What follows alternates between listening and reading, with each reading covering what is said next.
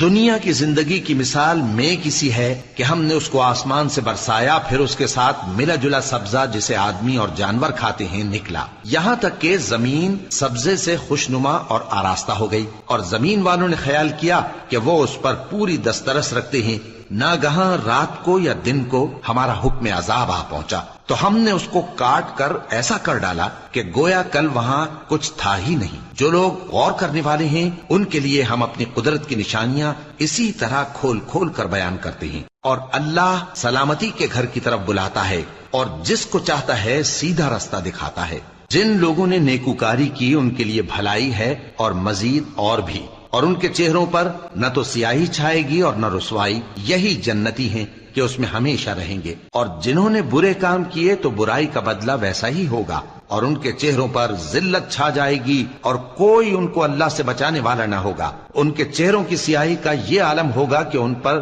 گویا اندھیری رات کے ٹکڑے اڑا دیے گئے ہیں، یہی دوزخی ہیں کہ ہمیشہ اس میں رہیں گے۔